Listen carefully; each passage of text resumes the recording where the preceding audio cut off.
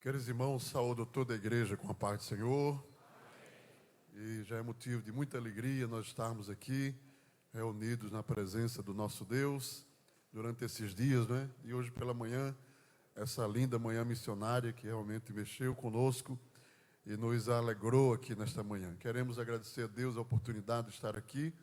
Também, irmãos, nossa gratidão ao nosso pastor presidente, pastor Ailton, o servo de Deus, tem confiado nós compartilharmos aqui a palavra do Senhor com a juventude da igreja. E nós aqui somos gratos a Deus pela vida, o ministério, pela bênção do nosso pastor. Amém? E queridos irmãos, nesta manhã, eu já sei que estamos bem abastecidos, né? Estamos recebendo da parte do Senhor, através dos seus servos, que estão nos ministrando a palavra de Deus. Mas eu rogo as orações dos irmãos, para que nesta manhã possamos também compartilhar uma palavra que o Senhor propôs ao nosso coração. Amém? Irmãos, abram as suas Bíblias. Não vou fugir do subtema, né, que foi proposto pela superintendência, com a orientação do nosso pastor. Mas eu quero convidar a igreja para lermos no primeiro livro dos reis de Israel, capítulo de número 18, primeiro livro dos reis, capítulo 18.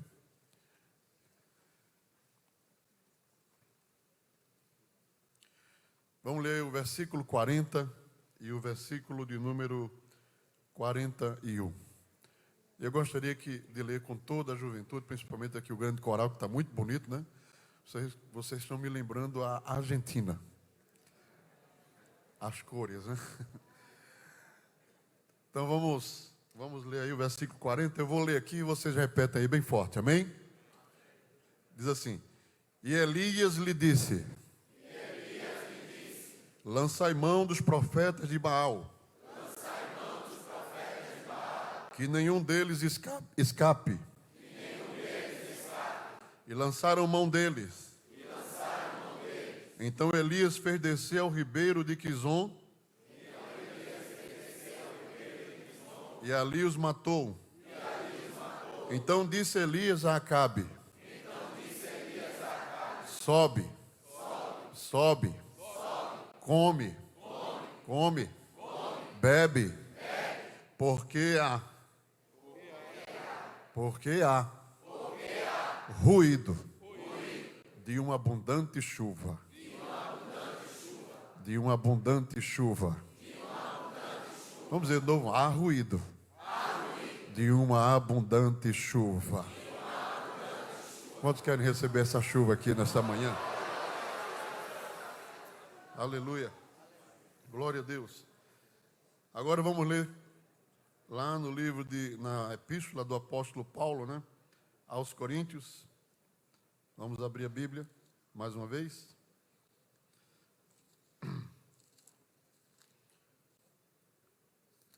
A gripe está querendo pegar a gente, mas ela vai ser queimada hoje aqui, amém? Glória a Jesus. Capítulo 1, né, da primeira carta de Paulo, ou melhor, aos Romanos, capítulo 1, e o versículo de número 16, que diz: Porque não me envergonho do evangelho de Cristo. Os irmãos repetem, principalmente o coral. Porque não me envergonho do evangelho de Cristo. Porque não me envergonho do evangelho de Cristo. Pois é o poder de Deus. Para a salvação de todo aquele que crê. Primeiro do judeu. E também do grego. Queridos irmãos, não temos como questionar a primeira verdade que o apóstolo Paulo declara aqui na sua carta aos Romanos, né? Quando ele diz que o evangelho é. Vamos dizer comigo: é. O evangelho é o poder de Deus. Amém? Paulo não tinha dúvida nenhuma, absolutamente nenhuma, quanto a isso. É uma verdade absoluta no evangelho de Paulo. Inclusive a carta aos Romanos é também chamada teologicamente como o evangelho segundo o apóstolo Paulo. Porque na carta aos Romanos nós temos todas as doutrinas da salvação e todas as doutrinas que regem a nossa fé em Cristo Jesus. Então, o apóstolo Paulo, ele faz apenas uma confissão de um dogma que não pode ser removido e não pode ser questionado. O Evangelho é.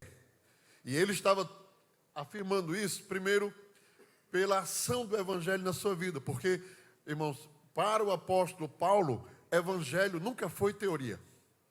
Evangelho sempre foi uma vivência, uma prática, a partir da sua conversão. Amém? Paulo se converte levando um tombo tremendo. Diga comigo, levando um tombo. Paulo se converte ficando cego.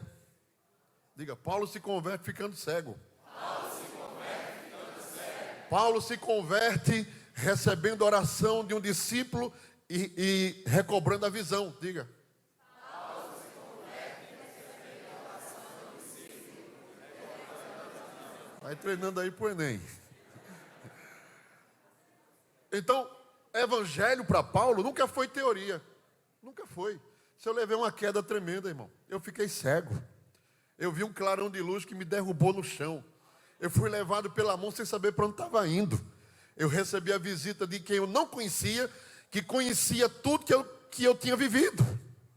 E disse, o Senhor Jesus que te apareceu no caminho, Paulo, em um clarão de luz, Ele me mandou aqui para que tu vejas e conheças as riquezas da sua graça. Então, a partir e desde o momento da sua conversão, Evangelho para o apóstolo Paulo sempre foi uma vivência, nunca foi teoria.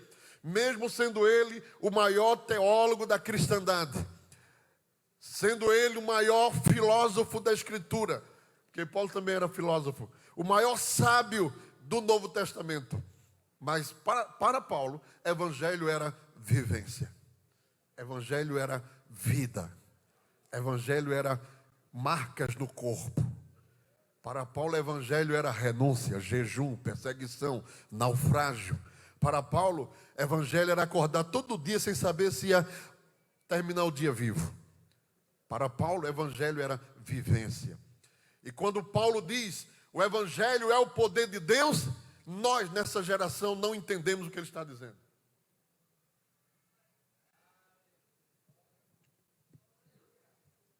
Então, irmãos, nesta manhã queria compartilhar com os irmãos uma palavra de Deus para nós. Aqui estamos entre irmãos em Cristo, amém, irmãos?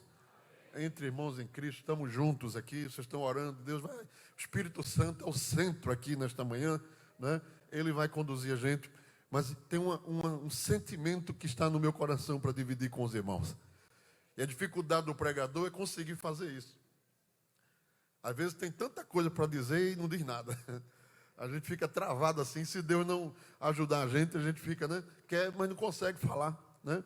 Então, irmãos, o Evangelho é o poder de Deus. E esta expressão do apóstolo Paulo, irmãos, para a nossa geração é algo tão grande, tão profundo, que a gente não consegue, de certa forma, alcançar.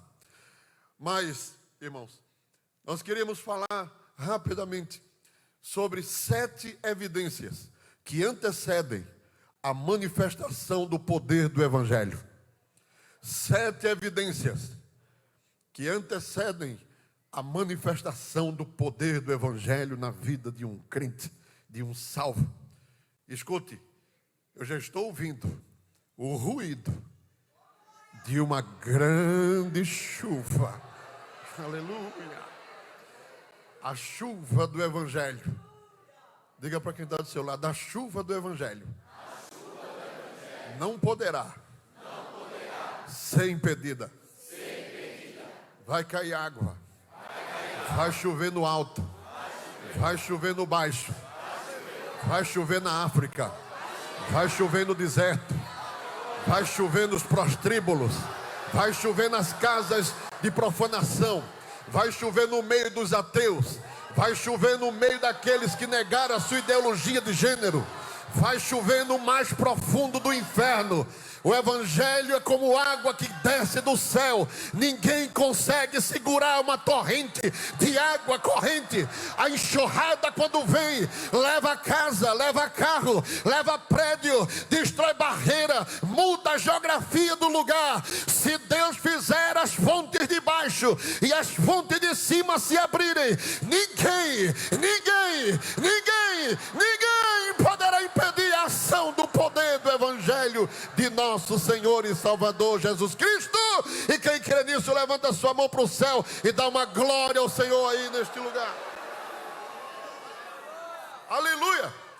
E é tomando essa tipologia, porque o Evangelho está presente na Bíblia toda. O Evangelho não é só um conjunto de versículos do Novo Testamento, uma palavra que surge do grego. O Evangelho está presente em toda a Escritura. O Evangelho está presente do Gênesis até o Apocalipse, em diversas formas, de diversas maneiras, de forma tipológica, de forma clara. O Evangelho é o cordão vermelho de Raabe, que sustenta a coluna em pé, enquanto todo o muro de Jericó cai. Ali é Evangelho. Aleluia! Evangelho, aleluia, está presente lá quando Abraão sobe ao Monte Moriá para oferecer o seu filho, subindo silenciosamente e mesmo carregando durante 3 dias os aparatos que eram necessários para o sacrifício, menos o cordeiro. Isaac só pergunta a Abraão na hora que ele vai subir o monte. Perceberam isso?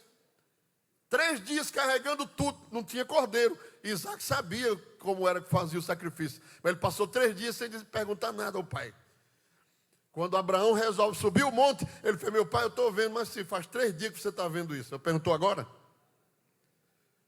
Estou vendo o cutelo, estou vendo a lenha.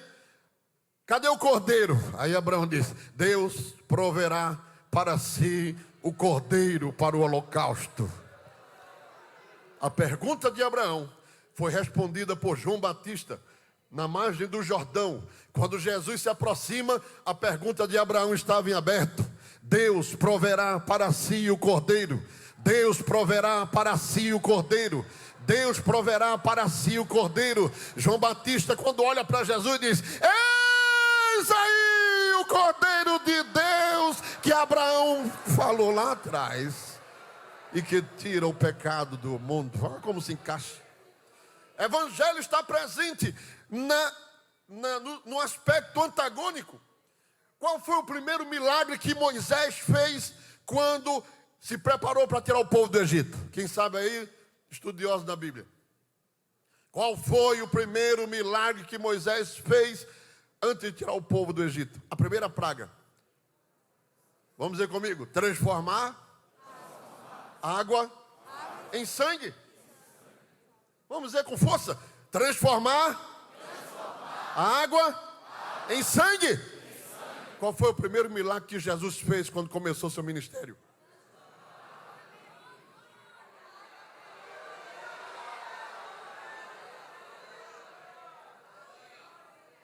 Eu não vi, não. Cadê?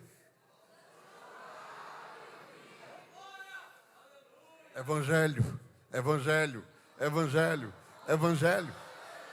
Aleluia.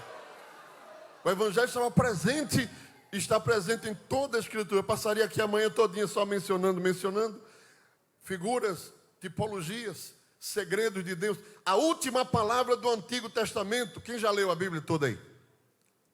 Quem não leu?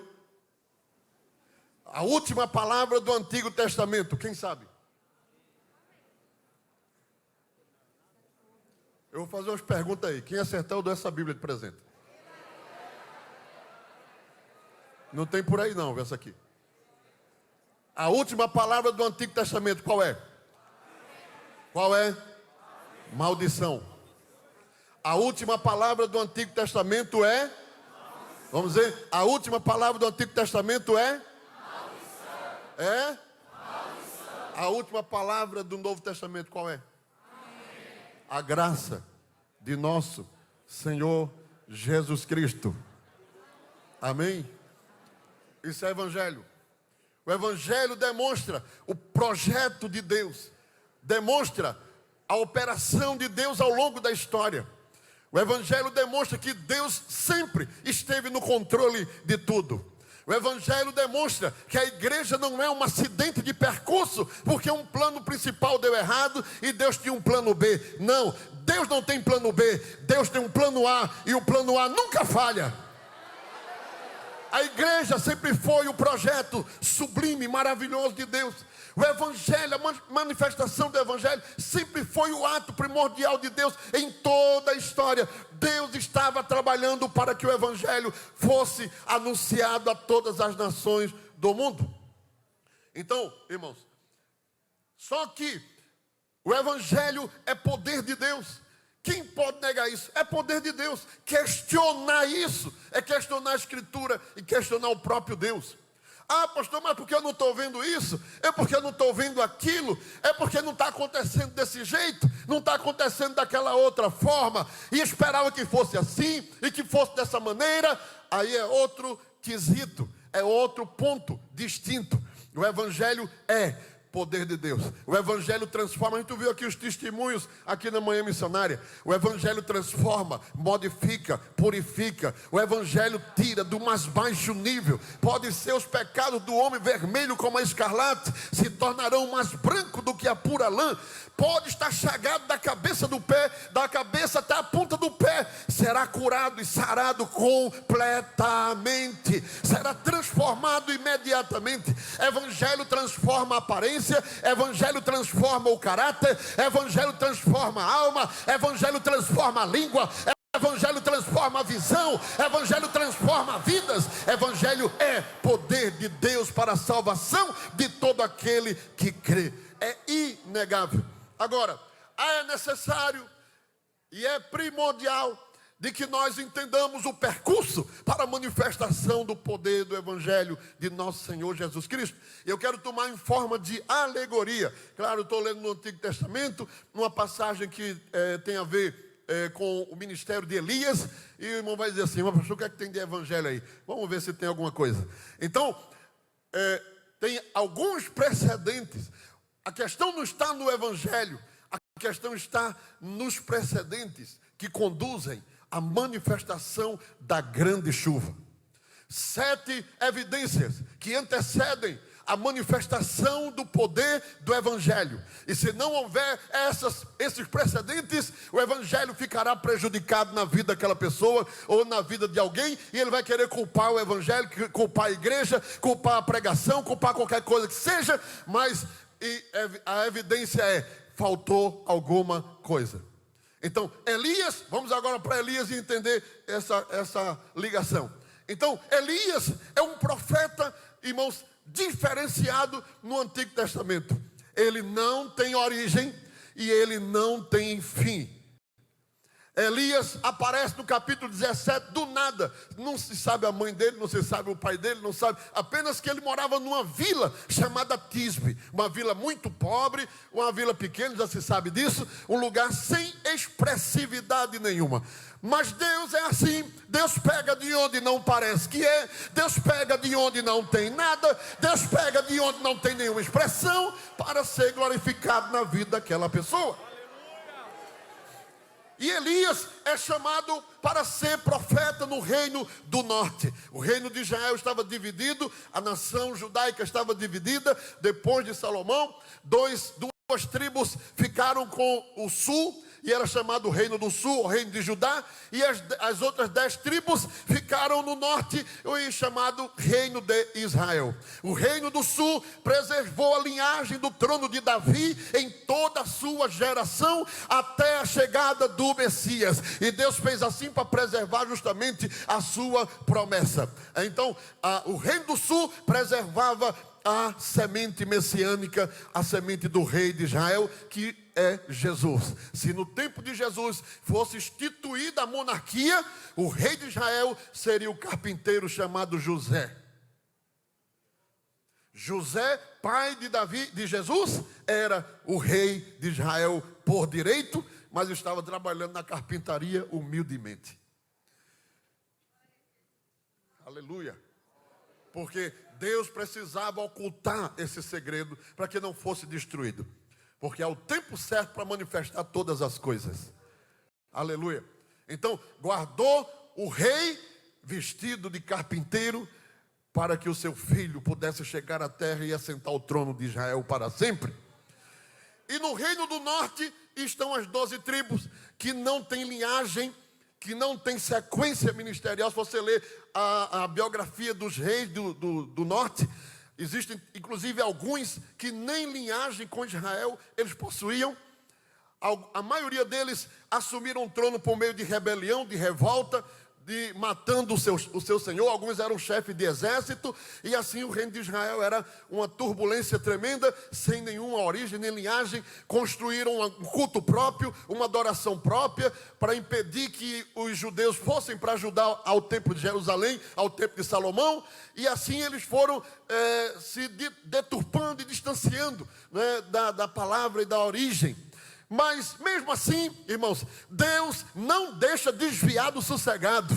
Deus não deixa desviar de dormir sem um dia ouvir uma mensagem da parte do Senhor. Eu deixo as 99 no aprisco e vou à procura daquela que está desgarrada. Cuidado, desviado, Deus está no teu pé. Israel era um desviado, mas Deus dizia assim: não, você não vai viver tranquilo, meu amigo. Você acha que porque você está desviado, você está por aí, eu vou soltar as rédeas e te deixar para lá? Nada disso. Deus levanta um profeta chamado Elias. Elias é levantado pelo Senhor para aterrorizar o reino do norte. Porque o reino do norte estava dominado por uma seita chamada culto a Baal e culto a Azera, que eram deuses sidônios, porque Acabe, que também não tem origem israelita, casou com uma feiticeira, com uma filha de um sacerdote daquele deus Baal, e ela se propôs transformar em Israel todo o culto num culto solene a Baal. Ela constituiu profetas pagos pelo governo, constituiu lugares de adoração, investiu fortuna para que o povo fosse contaminado e deturpado, fosse o culto ao Senhor Jeová. E aí Israel estava praticamente perdido. Israel estava completamente acabado espiritualmente. E é nesse contexto que nós vamos ver a grande chuva cair sobre aquele tempo. É num contexto de pecado, é num contexto de blasfêmia, é num contexto de abominação, é num contexto de iniquidade, é num contexto de desprezo, é num contexto de perseguição a profeta, é num contexto de matar profetas. É nesse contexto que Deus diz a Elias: avisa que eu vou mandar chuva.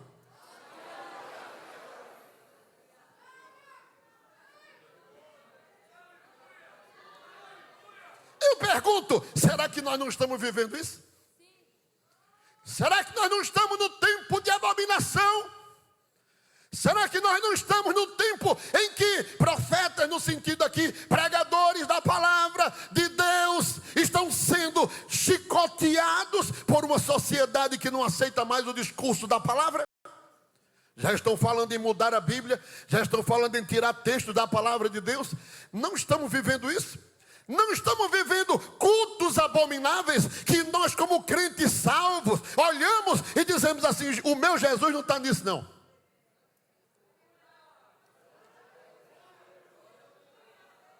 Estamos vivendo essa realidade aqui. Mas tem um texto na Bíblia que é lindo.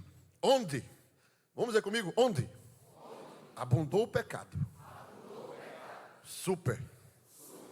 Abundou a graça de Deus. Esta será a geração que vai provar o super da graça. Por que eu estou dizendo isso? Porque o texto começa dizendo: onde abundou o pecado. Confere com a gente, não? Confere com essa geração? Confere com este tempo no mundo? Confere? Então esta é a geração onde está abundando o pecado. Então eu profetizo aqui pela palavra: esta geração vai provar o super da graça de Deus. Da graça de Deus. Se você quer, levanta a tua mão aí para dar glória a Jesus. Levanta a tua mão para dar glória ao Senhor. Esta geração vai provar o super da graça. Aleluia. Eu levanto a minha mão para receber do Senhor nesse tempo. Enche. Você pode dizer isso, não? Você pode dizer isso? Você pode dizer isso? Hã? Tá frio, não tá não, irmão? Tô vendo muita gente aí encolhidinha assim, tá frio. É o clima missionário, tem que sentir até o frio também lá da Argentina. Mas escuta, solta os braços aí, solta os braços. Solta os braços, irmão. Solta os braços. Solta os braços. Solta os braços. Levanta a mão para o céu, levanta a mão para o céu. Levanta a mão e diz assim: Senhor, eu quero ser cheio, eu quero ser cheio, eu quero ser cheio, eu quero ser cheio. Eu sei que aqui Baal está reinando, eu sei que Azera está reinando, Senhor. Mas olha, é nesse tempo que tu vai fazer algo novo, algo novo, algo novo. Tu vai fazer a super graça ser derramada sobre o teu povo nesse tempo.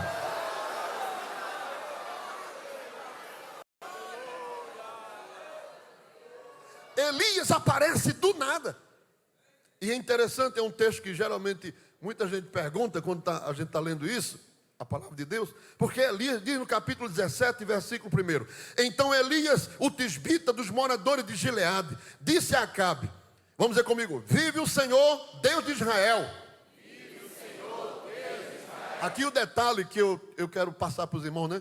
Aqui, vive o Senhor, Deus de Israel, está se referindo ao reino do norte. Não é Israel como nação e um todo. Deus estava dizendo assim: vocês estão desviados, mas eu ainda sou Deus. Entendeu?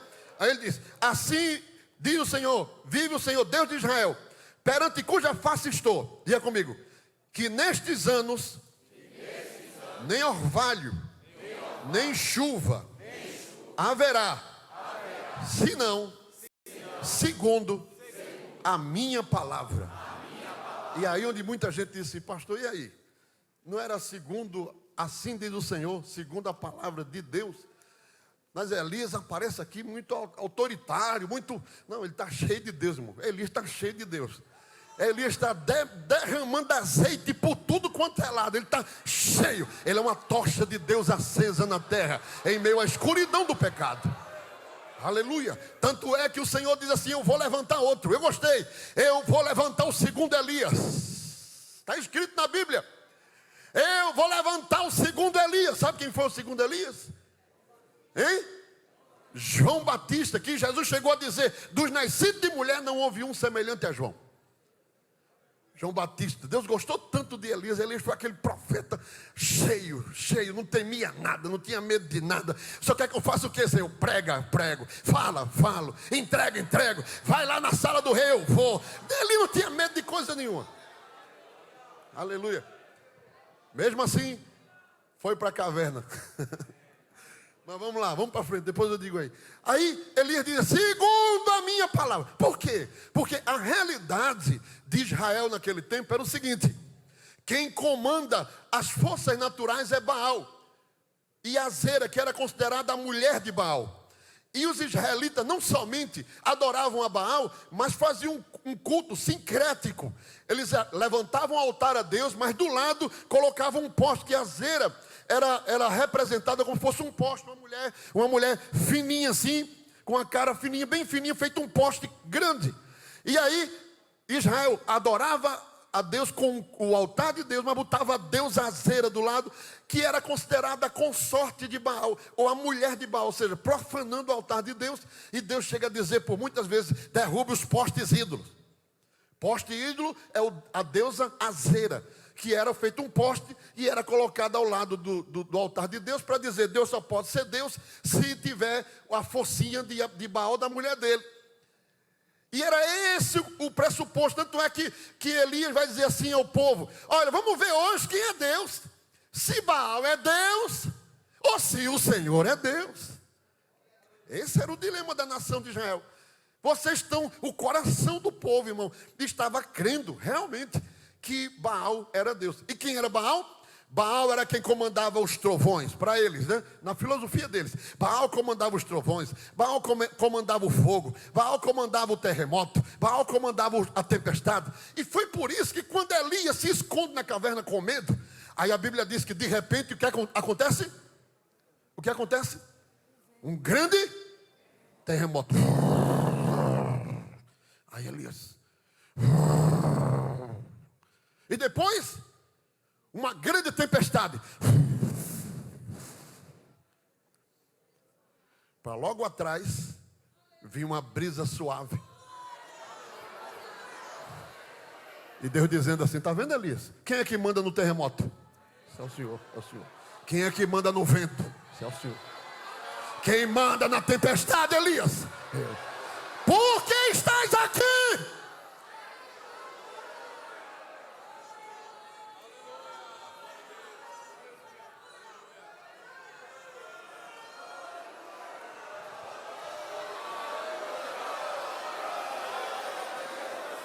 Então agora, Deus não queria, Deus não queria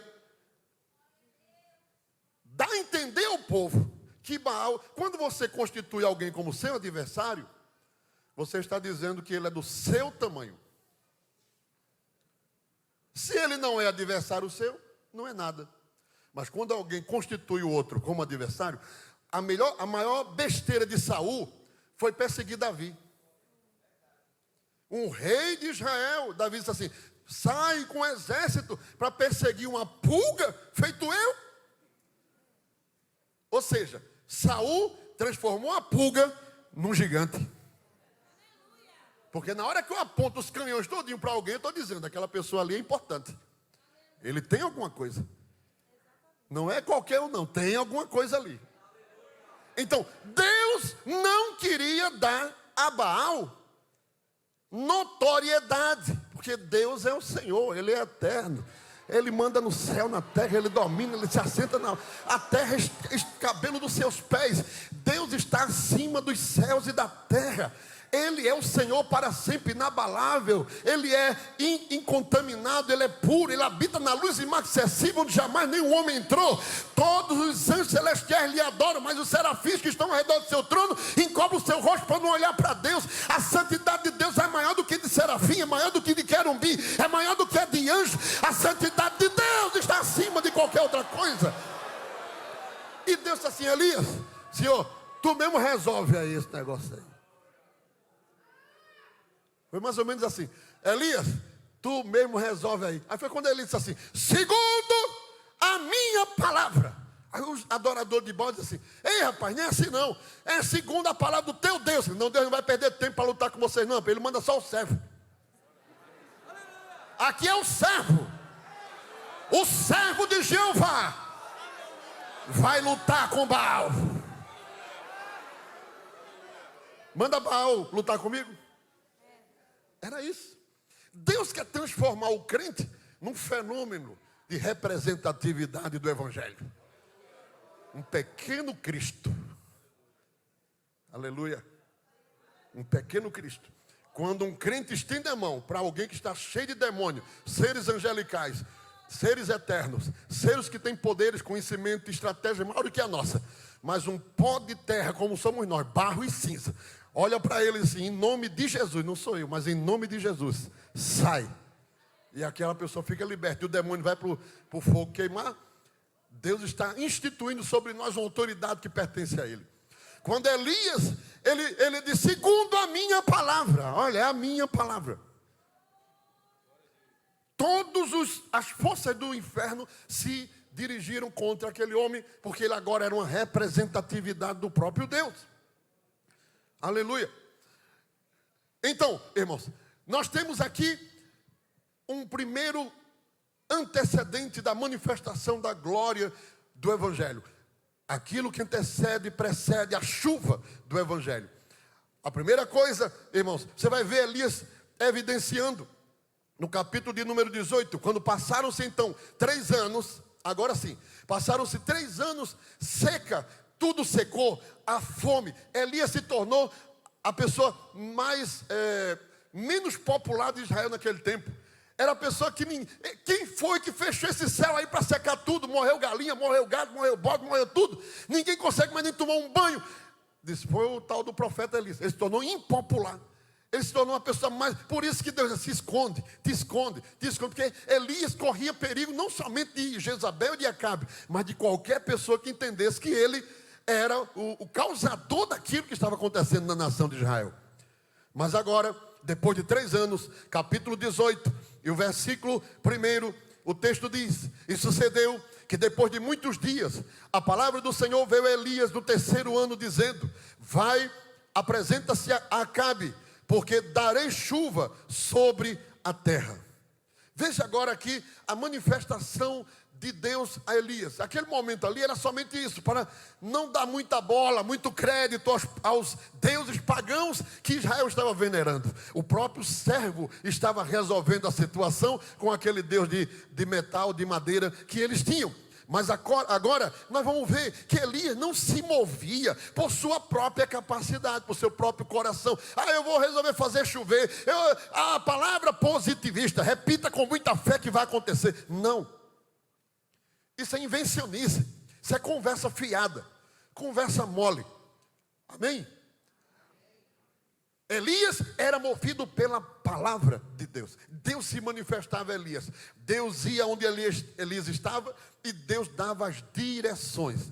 Quando você vê Elias terminar todo aquele aparato do altar que ele construiu, no versículo 36 do capítulo 18, diga comigo: sucedeu, pois, que oferecendo sua oferta de manjares, o profeta Elias se chegou e disse: ó Senhor, Deus de Abraão, de Isaac, de Israel, manifeste-se hoje, que tu és Deus em Israel, e que eu sou teu servo.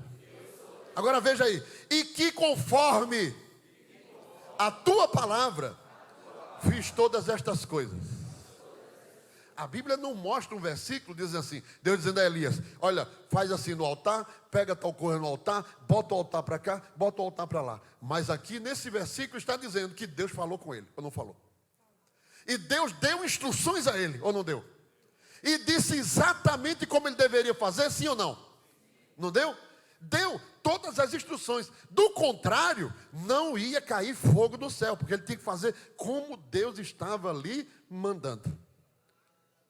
Aqui nós temos a primeira evidência que antecipa a grande chuva. Só vai cair chuva quando as evidências se concretizarem. E a primeira evidência, irmãos, é que não há manifestação do poder do Evangelho sem a obediência restrita e a absorção da palavra de Deus na nossa vida. O relativismo teológico do nosso tempo tem dito de que Bíblia não é a palavra de Deus. A Bíblia não é a palavra de Deus. A Bíblia é um livro que tem algumas partes. Nós ouvimos até que o evangelista Valber citando isso, né? Algumas partes da revelação, da inspiração de Deus. E com isso, minimiza a palavra, reduz a palavra, tira a palavra do âmbito divino.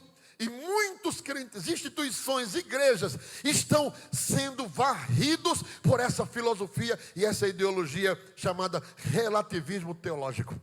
A palavra de Deus a Bíblia é a palavra de Deus. O Evangelho é o poder de Deus. Toda a Escritura é divinamente inspirada e apta para instruir e nos fazer discernir as coisas espirituais. Então, Elias estava restritamente obediente a uma ordenança da palavra do Senhor.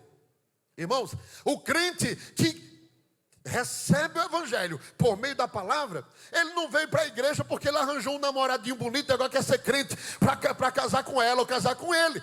Ele não veio para a igreja, para o Evangelho, porque alguém deu um instrumento a ele e disse: vou tocar naquela banda. Nem crente não se converteu, não aceitou Jesus, mas veio para tocar no instrumento. E esse tipo de Evangelho só vai dar errado lá na frente se Deus não tiver misericórdia e não tiver um encontro com aquela pessoa. Que alguém pode até dizer assim: mas eu conheço um pastor que se converteu. Exceções e misericórdia de Deus, não é regra.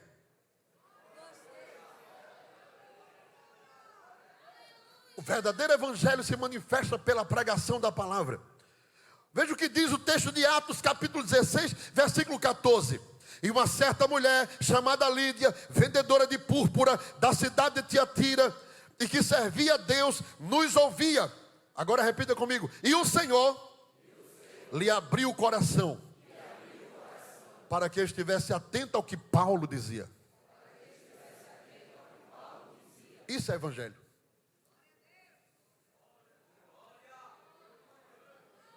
Isso é evangelho. A verdadeira conversão vem pela palavra. Crer na palavra. Ouvir a palavra. Amém? Cesta básica. Remédio. Faz parte de um tratamento que você pode dar na consequência do evangelho. Mas cesta básica para converter, remédio para converter, sapato para converter, roupa para converter, disco para converter, Bíblia para converter, não. Quem converte é a palavra, palavra, palavra, palavra, palavra. Nós fomos chamados para anunciar o evangelho. Jesus não nos chamou para salvar ninguém. Não está aberta uma concorrência por quantas almas alguém ganhou, mais ou menos. Eita, o irmão pregou, não se converteu ninguém. Alguma coisa está errada. E o irmão vai para casa e diz, meu Deus, o que eu fiz, Jesus? Jesus, meu Deus. Você não fez nada, irmão. O segredo é, você pregou o evangelho, pregou a palavra, não querem, vá para casa dando glória a Deus. Você pregou o evangelho, pregou a palavra. Jesus nos chamou para pregar, e de pregai, e de pregai, e de pregai, e de pregai, e de pregai, e de pregai. Quem crê será salvo, quem não crê será condenado. A nossa meta é pregar o evangelho, a palavra.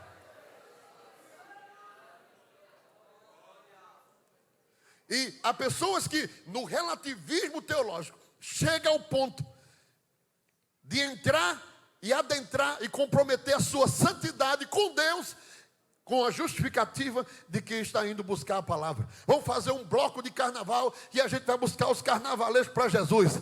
Isso não tem nada de evangelho, isso é relativismo. Deus não chama pecador com pecado, Deus chama pecador com santo. Santo, santo, é santo quem chama pecador.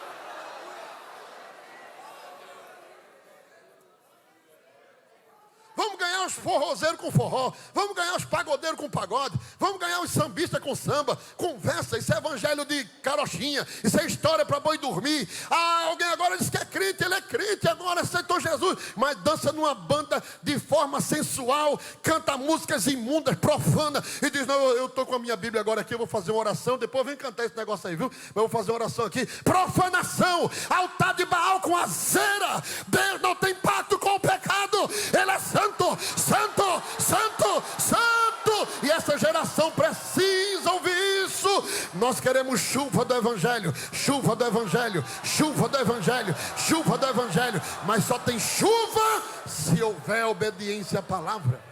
Se o centro for a palavra, se o cerne for a palavra. Você pode até não gostar da palavra, você pode até estar machucando você pode até ser contrário à palavra, mas ela é o centro, ela é a coluna, ela é a base, ela é tudo, ela é quem comanda, ela é quem determina, ela é quem define, ela é quem marca a direção. A palavra, a palavra, a palavra. Olha para quem está do teu lado aí e diz, ou palavra ou nada. Diga, ou a palavra de Deus ou nada, ou evangelho ou nada, evangelho ou nada, ou evangelho ou nada, ou a palavra é nada. Fiquemos.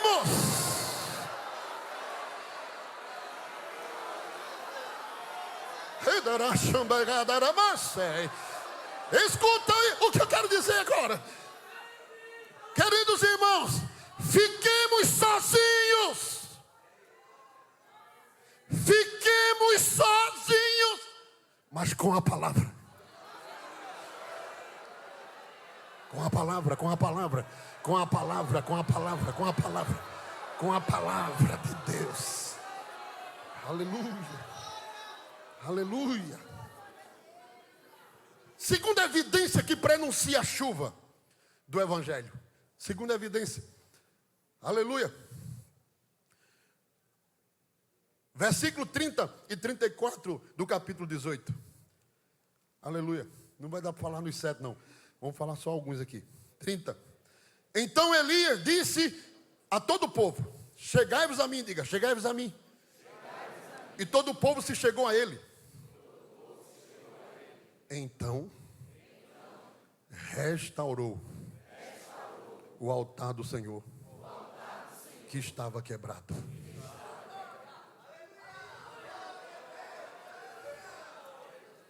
Restaurou o altar do Senhor que estava quebrado.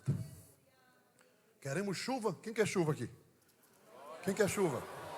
Chuva do evangelho. Quem quer chuva? Chuva. Oh, eu estou querendo uma chuvada aqui dentro hoje aqui. Chuva. Ah, Jesus, manda chuva, chuva, chuva, chuva. E Elias era tremendo, né? Não tinha nada. Ele disse assim, peraí, silêncio. Ei, presta atenção. Elias, olha Elias, silêncio. Eu estou ouvindo. Ouvindo o quê? Estou ouvindo.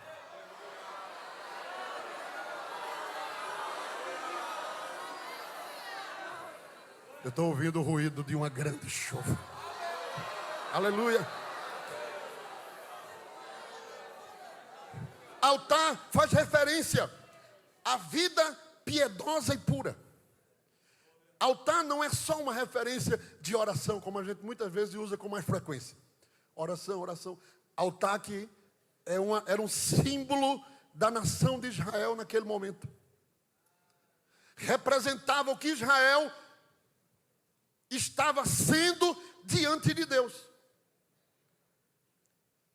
E Deus não diz assim, Elias, constrói outro altar. Que Deus podia ter dito assim, esse aqui é o altar que eles estão usando, vai mais assim 1 metro para a direita e constrói outro. Não.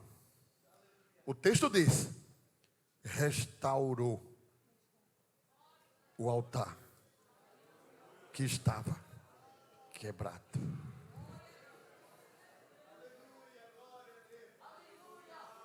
Deixa eu dizer uma coisa aqui da parte de Deus nesta manhã.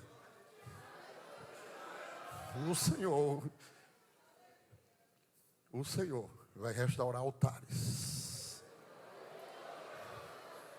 Neste tempo. Deixa eu dizer mais, que estão aqui nessa manhã, mas estão quebrados.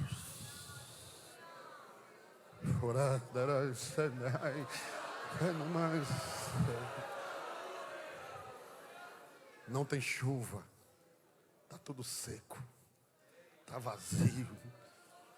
Não há orvalho do dia, nem orvalho da noite.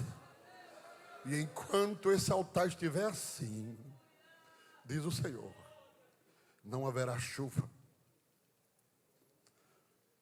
Mas aqui está a palavra de Deus, prenúncio de uma grande chuva.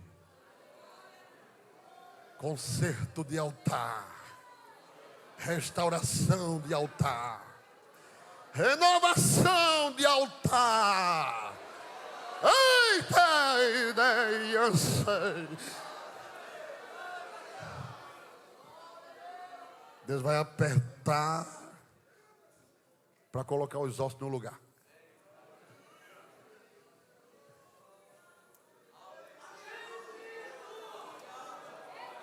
Você está sentindo aqui o poder da palavra?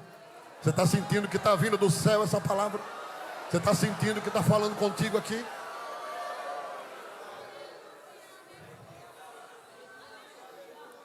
Olha o evangelho.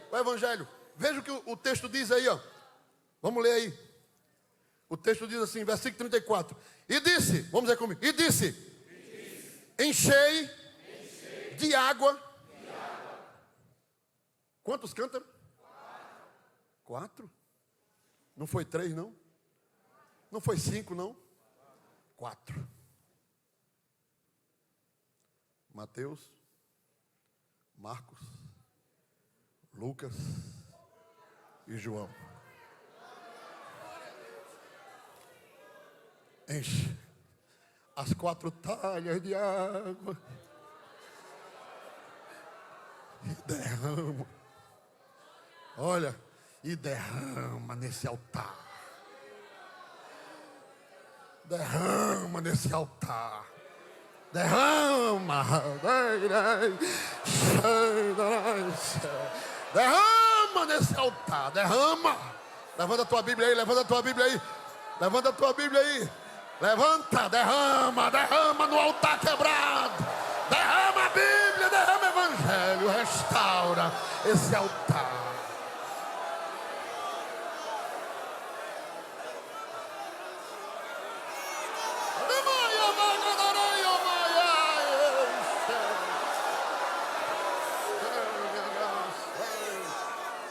Derrama uma, derrama 2, derrama 3. Abre um rego ao lado, cava uma vala do lado e derrama a primeira vez. Apaga o fogo. Apaga o fogo estranho do altar de Baal. Derrama.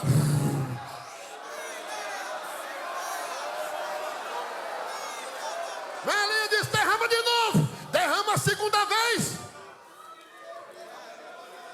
Extingue o calor das chamas estranhas do altar de Baal.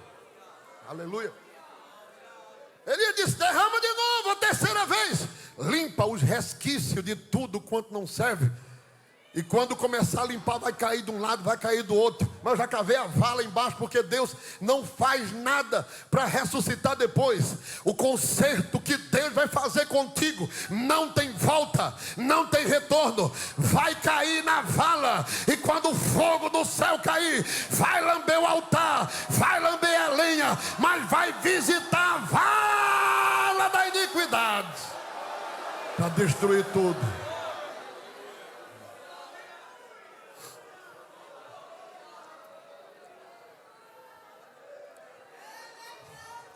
O processo de restauração do altar passa por colocar ordem. Colocar ordem. Elias toma as pedras. O texto vai dizer: e Elias tomou 12 pedras. Mesmo eu contando para vocês aqui no começo que o reino de Israel estava o quê? Estava o quê? E que do lado de lá tinha 2 tribos e do lado de cá tinha quantas? E por que Elias não pegou só 10?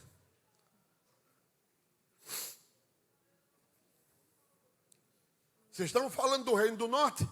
Vamos consertar o altar do reino do norte. Pega aí 10 pedras, que é as 10 tribos. As 2 lá não tem nada a ver com isso aqui. Mas Deus diz, orientação do Senhor. Você lembra que eu li o versículo? Que Elias disse: conforme a tua palavra. Então Deus disse a Elias: pegue 12 pedras. O que está dividido será reatado. O que foi rachado vai ser consertado. Tem rachadura na tua casa, tem rachadura entre ti e o teu pai, tem rachadura entre ti e a tua mãe, tem rachadura entre ti e teus amigos, tem rachadura entre ti e o ministério da igreja. Mas a restauração do altar passa primeiro por ordenança. Ordenar as coisas. Tem que ordenar, tem que pedir perdão, tem que reconciliar, tem que pedir misericórdia, tem que reatar as forças novamente, tem que voltar para o conjunto de onde tu saiu, revoltada, onde tu saísse, revoltado. Te humilha, baixa a crista, volta para o lugar, restaura as brechas que estão quebradas. Deus está juntando pedras que foram espalhadas e jogadas de um lado e jogadas para outro, porque o altar de Deus tem que estar primeiro ordenado. Está tudo bem contigo? Está tudo bem com teu filho? Está tudo bem com teu marido? Está tudo bem com teu noivo? Está tudo bem com a tua namorada? Está tudo bem com tua igreja, congregação, com teu pastor? Está tudo bem com teu vizinho? Está tudo bem com teu patrão? Está tudo bem com os teus vizinhos ao lado? Está tudo bem? Está tudo bem? Dá para apertar a mão de quem está do teu lado aí? Está tudo bem, estou bem com Deus, eu estou bem, irmão. Eu estou bem com Jesus, eu estou bem com a minha casa, eu estou bem com meus filhos. Altar, evangelho puro. Só tem chuva quando tudo está no lugar, quando tudo está organizado, quando tudo está pronto. Eu quero evangelho, eu quero poder, eu quero batismo. Tudo errado, tudo atravessado, tudo fora do lugar, em rebeldia, em confusão. Deus não manda chuva em altar desmantelado.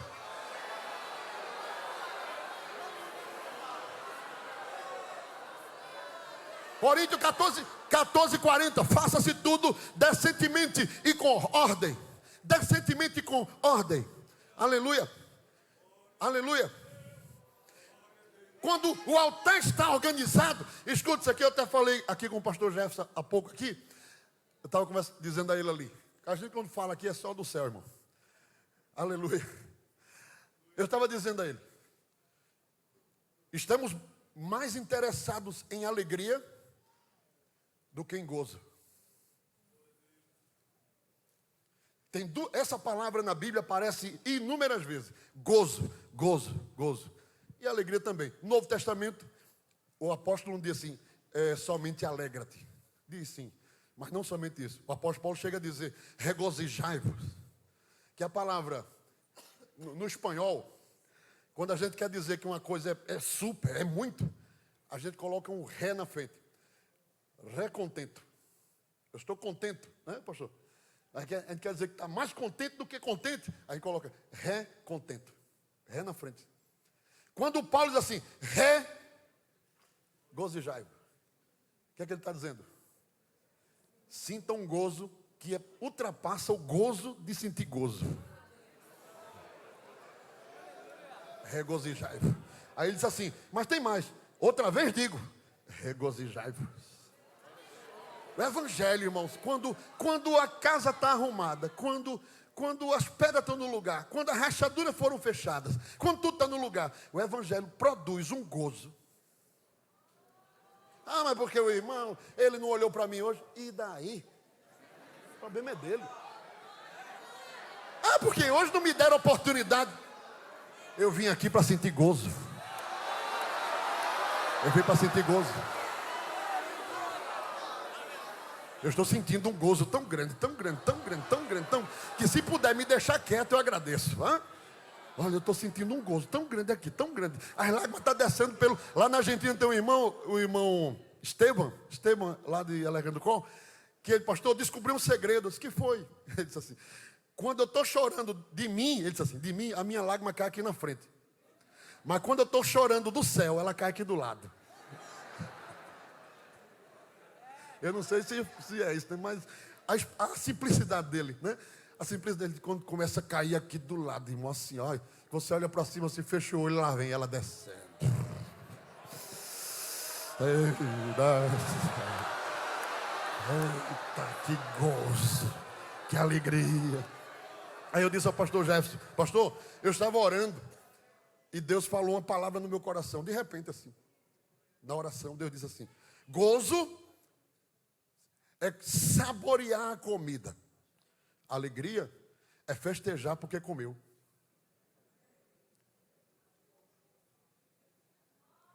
Irmão, me impactou isso. Eu disse, Jesus, não vou mais pedir alegria não, eu só quero gozo agora, só quero gozo. Gozo, Senhor, me dá gozo, gozo. Eu quero sentir o gozo da tua presença. Eu quero sentir o gozo. Aleluia.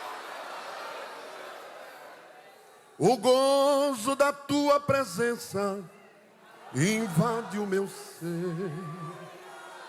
Senhor, quão gostoso é sentir em todo o meu viver, tu em mim e eu em ti. A vida assim é mais vida, convém prosseguir. Aleluia! Em ti, meu Deus, vou sempre estar nas horas da vida, eu posso cantar em louvor ao Senhor que cuida de mim nesse mundo e ao céu me conduz. Você imaginou, irmão? Continua aí, bem bonito assim, continua rapidinho aí, continua. Você já imaginou? Todo crente chegasse assim, aqui cheio de gozo. Cheio de gozo, porque a alegria é uma explosão de sentimento. A alegria é uma explosão momentânea. A alegria é uma explosão de uma frase bonita que eu disse aqui, vocês, oh glória, alegria. Mas gozo não, gozo é permanente, gozo é constante, gozo é dominante, gozo é extraordinário. O gozo não para, o gozo vai tomando conta da gente assim, que você não consegue mais parar. É uma alegria perene, uma alegria constante. Eu vivi um momento interessante, continua aí. Interessante, eu era novo convertido. O pastor Samuel conhece muito a minha história. Ele me acompanha desde o começo. Só eu de crente em casa. E minha mãe sempre foi uma pessoa... Eu acho que ela pode estar até ouvindo aí, vai ver, fica até com cuidado de falar. Ela assiste 24 horas a Rede Brasil. Mas aí lá em casa minha mãe não era crente ainda, meu pai não era crente, não entendia bem o evangelho. E aí às vezes interpretar diferente. E eu tinha que viver o evangelho sem, contudo, afetar a minha casa, mesmo que ele não era um crente. Eu me lembro que um dia, por conta de ir para a igreja, não ir para a igreja, fica, não fica, aí eu sei que houve um certo desentendimento. um desentendimento. E aí eu corri para o meu quarto. Não tinha mais força para ir para a igreja. Porque aquilo afeta, né? O altar rachado, quebrado, as pedras fora do lugar, você perde a força. Aí eu fui para meu quarto lá. E até hoje eu tenho dificuldade para orar em voz alta, assim. Porque devido a esse processo a gente vai assimila aquilo, né? Mas eu não durmo não, viu? Pode procurar meu pezinho que está mexendo assim. Aí eu me ajoelhei. Não sabia dizer nada. Eu só sabia dizer assim que eu estava errado. Eu errei, e agora? Eu estou errado. O quarto estava escuro. O quarto estava escuro. Mas ele se iluminou sem ninguém acender a lâmpada.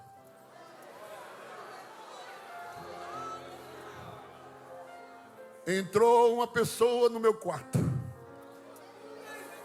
que eu só via daqui para cima, com roupas compridas, brancas.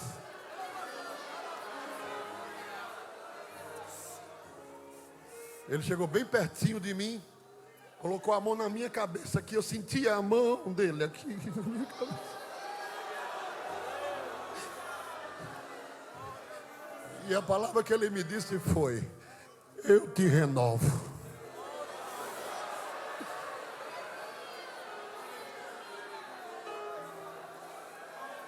Uma alegria, um gozo, sem precedentes, tomou conta de mim. Eu não conseguia me conter. Eu saí do quarto, agarrei minha mãe pela cintura assim, levantei ela.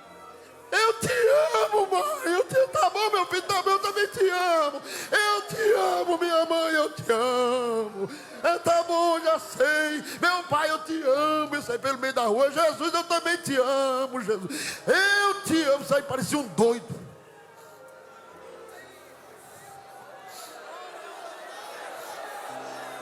Um gozo, um gozo, um gozo. Eu estou dizendo: Jesus, será que eu vou ter que brigar com alguém para sentir de novo, Jesus? Se for, eu arranjo alguém para arengar, Jesus. Me diga quem é com quem eu arengo, porque eu quero sentir de novo aquele gozo daquele quarto, daquela manhã. Ah, Senhor, como tu me encheste naquela manhã. Eu entendo, hoje era o começo da fé. Deus precisava fazer isso para não morrer, porque eu tinha tudo para morrer, eu tinha tudo para não ser, eu tinha tudo para não estar aqui. Mas Jesus foi cuidando daquela planta pequenininha, foi já regando. Eu recebia tanto poder na igreja, que eu tive uma mãe espiritual. Uma mãe, a irmã Sara, foi uma mãe. Quando alguém dizia assim: menino está meio ruim da cabeça, aí ela foi meu filho, olha, é assim, vem cá, foi me orientando. E eu cheguei a ser presbítero na congregação, e a irmã Sara lá, ela dizia: você é um troféu de Deus para a minha alma. Ela disse a minha uma vez. Gozo do Espírito. Vai encher a tua alma nesta manhã aqui, o gozo do céu. O gozo do Espírito Santo. O Espírito Santo vai encher a nossa alma aqui de gozo. Você está sentindo a alegria do Senhor? Você está sentindo a alegria do céu? Você está sentindo a presença de Deus aqui nessa manhã? Você está sentindo? Aleluia! Aleluia! Chegai-vos a Deus e Ele se chegará a vós. Alimpai as mãos, pecadores, e vós de duplo ânimo, purificai o coração. Paulo ainda diz: alimpai-vos do fermento velho, para que sejais uma nova massa, assim como estáis sem fermento, porque Cristo, nossa Páscoa, foi purificado por nós. Elias conserta o altar, né? Vamos avançar um pouquinho. Conserta aquele altar destruído, quebrado. Deus quer restauração. Deus não descarta altares. Deus não descarta altares. O teu altar não foi descartado. Vai passar por um processo de restauração. Vida cristã, vida pura. Como é que a gente vai aceitar que o evangelho vai se derramar, vai chover evangelho em vidas comprometidas com o pecado, vidas comprometidas com o engano, vidas comprometidas com as coisas mundanas. Viver um evangelho parecido com o mundo, parecido com o pecado, parecido com as coisas desta terra, influenciado por Satanás. Não, tem que haver restauração. Quando essa geração entender que precisa restaurar os altares que foram destruídos, vamos ouvir o ruído de uma grande chuva. O ruído de uma grande chuva estará se aproximando.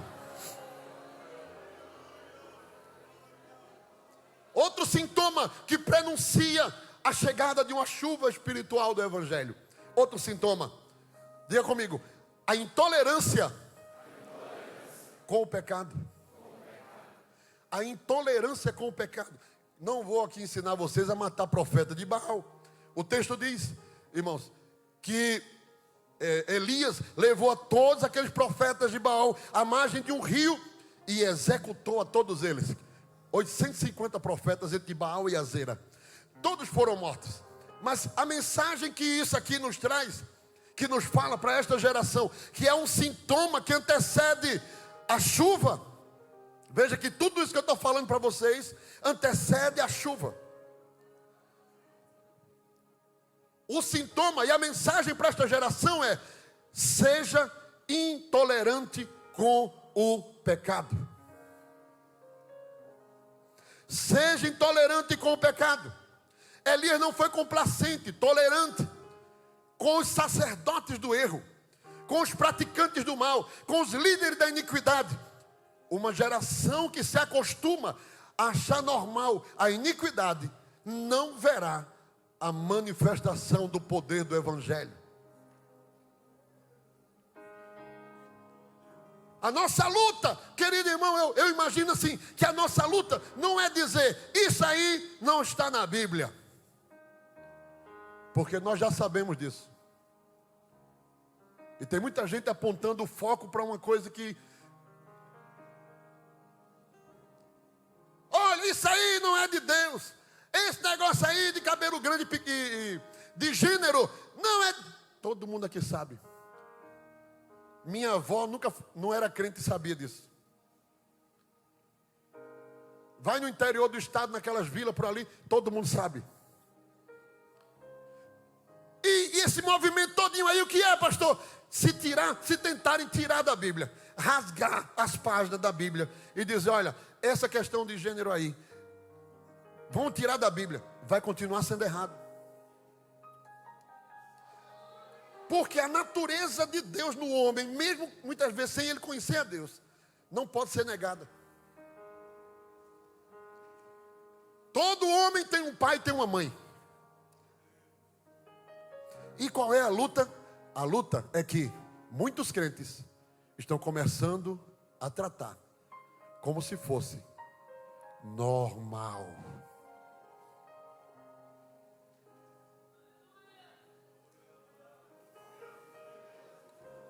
Esse é o dilema. Esse é o dilema. Aqui, ó. Aí eu tenho uma amiga que ela tem assim uma tendência, e é crente. Uma disse para mim.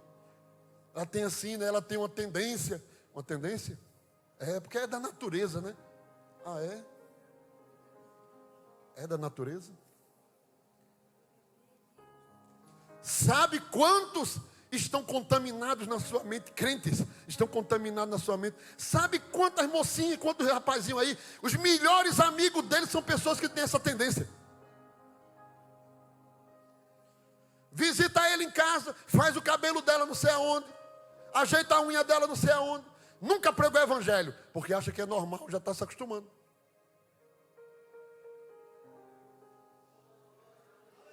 Deus tem que implementar em nós, nessa geração, um sentimento de insatisfação com o pecado. Não é com o pecador. Não é com o pecador, porque o pecador é digno de misericórdia. É digno da gente orar por ele, evangelizar, amar ele sim, mas indignação com a prática do pecado.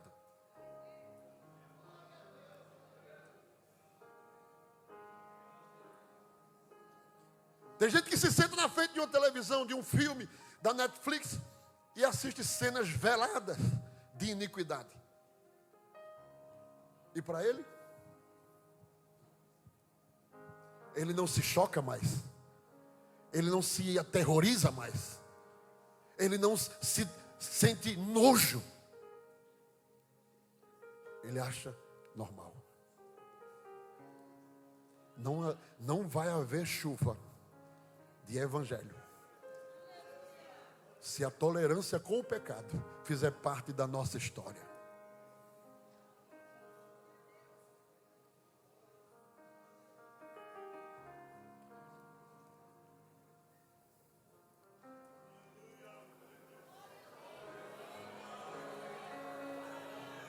É sério ou não é? É sério ou não é isso que eu estou dizendo? É sério. Como está a tua mente? Já se acostumou?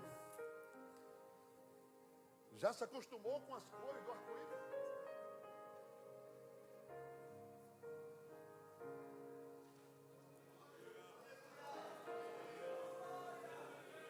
Que o Espírito Santo enche a nossa alma, enche o nosso coração de um sentimento de pureza na palavra. Aleluia. Paulo diz aos Gálatas: sois vós tão insensatos, que tendo começado pelo Espírito, acabareis agora pela carne?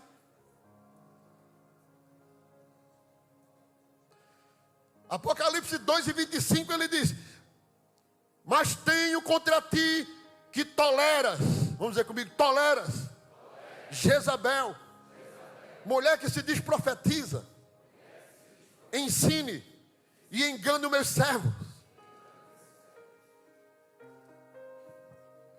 Me permita, viu, irmãos, eu vou só pular alguns pontos, porque não vai dar tempo. Mas a mensagem vai ser entregue toda. Amém? Teu amiguinho da mão mole, da fala fina, que diz que está cheio de Deus, balançando a mão assim.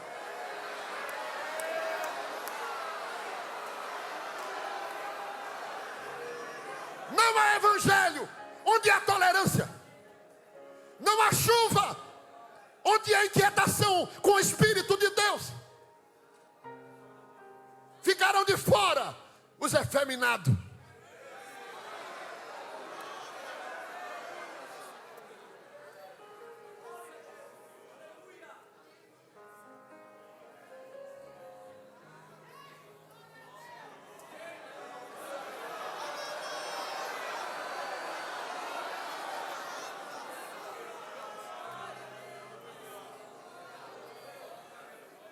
E sabe o que? Está sendo velado. Velado. Não esconde mais.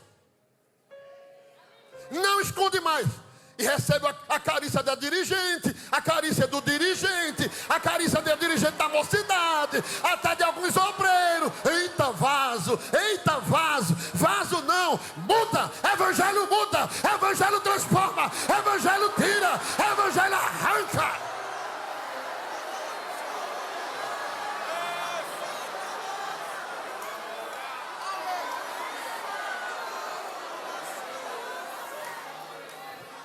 Leva nesta manhã os profetas de Baal para o ribeiro de Quizon. Leva os profetas de Baal e os profetas de Azera para o ribeiro de Quizon. Deus está esperando para ver a tua atitude. Se tu estás tolerante com o erro, com o mal, com aquilo que não procede dele.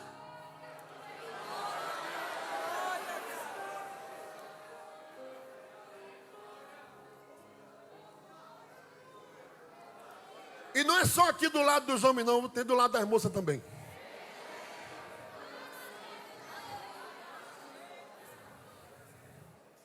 Aleluia.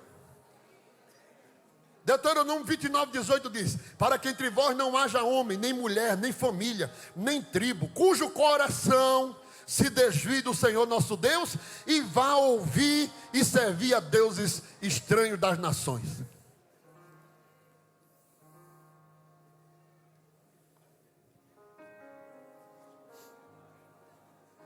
Nós não queremos ouvir do mundo, irmãos, do mundo, dizer, lá na Assembleia de Deus tem um clube do arco-íris.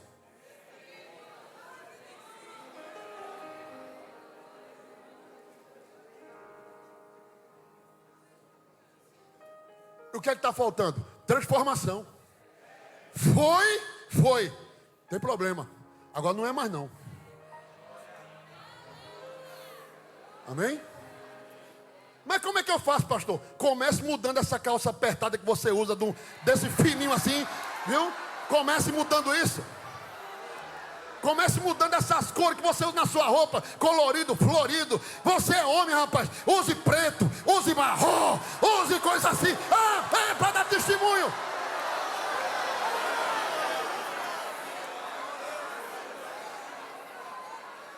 Quando sentar, não cruza as pernas feito uma mocinha, não.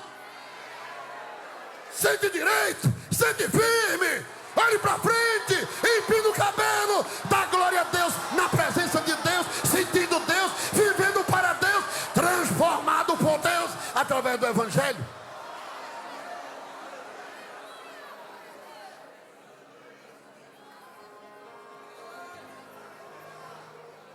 Prenúncio de uma grande chuva.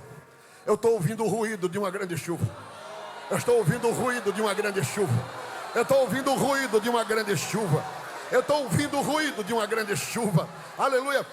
Olha, segue mais adiante aí. Versículo 43, já terminando. 18 e 43. 41, melhor dizendo. Então disse Elias a Acabe: quando eu parar vocês vão dizer, sobe. Amém? Vamos lá. Então disse Elias a Acabe: come e bebe, porque há ruído de uma abundante chuva. E Acabe? Não, subiu, porque aí é o verbo em ação. E Acabe? Subiu a comer e beber. Mas Elias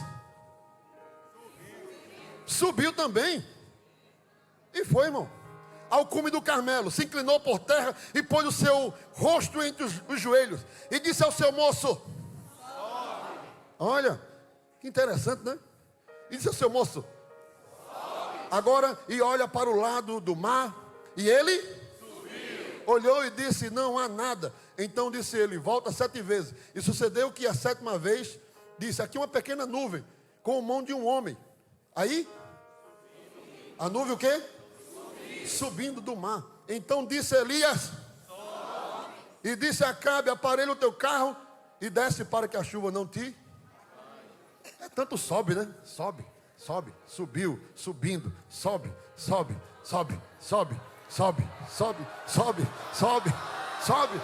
Elias, sobe Acabe, sobe o moço, sobe Acabe, sobe. A prenúncia de uma grande chuva. Qual é a sua prioridade hoje? A sua prioridade está aqui ou você tem que subir?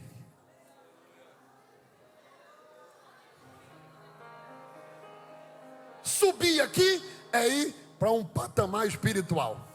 Que as coisas acontecem aqui embaixo, mas elas acontecem com base no que acontece primeiro em cima. Aqui não estou mandando ninguém para monte, essas coisas não, que é perigoso. Tem cobra, tem jacaré, tem bicho feio, tem, né? Tem igreja para você orar. Naquele tempo Jesus ia com os discípulos, é outra realidade. Mas aqui é sobe.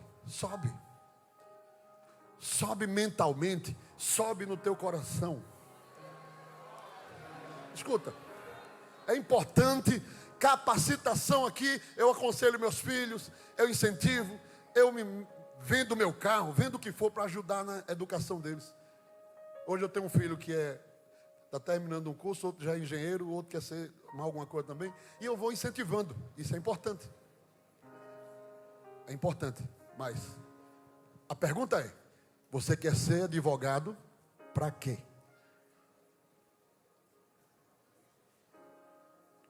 Você quer ser engenheiro para quê?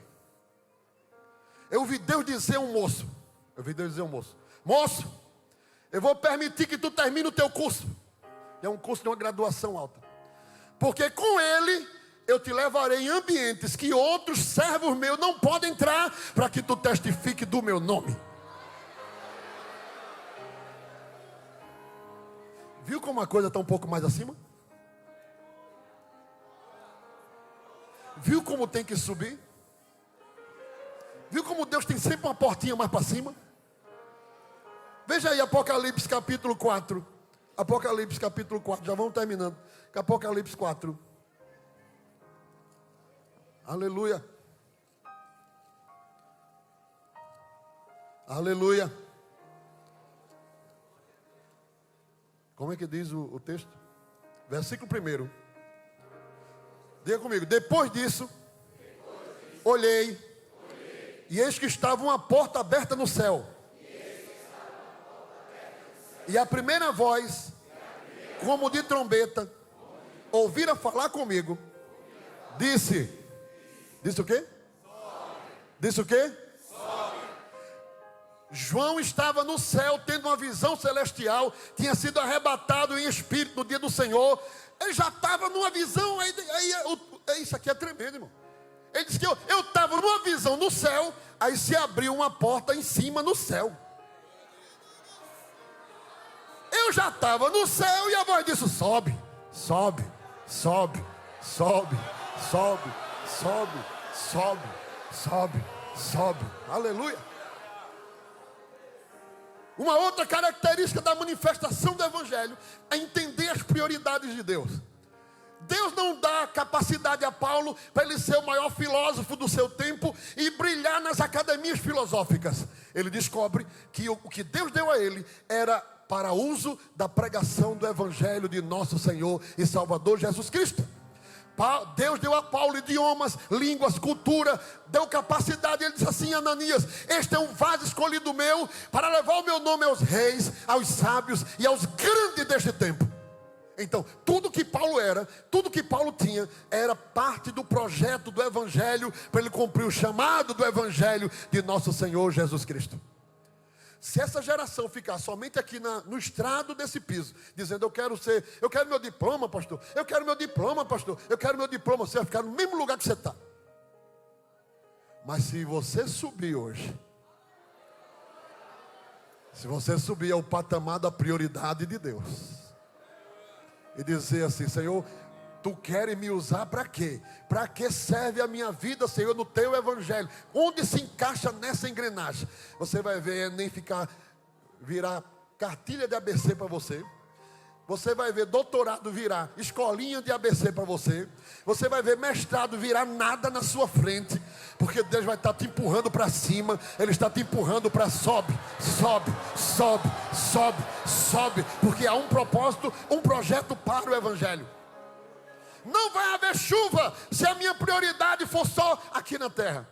Se a minha prioridade for só humana. Se a minha prioridade, eu não estou falando aqui de cargo ministerial, eu não estou falando de ministério, eu não estou falando de você ir para a missão, eu estou te falando de você com Deus. Você com Deus, você e Deus tem uma finalidade naquilo que Deus te chama e propõe para a tua vida.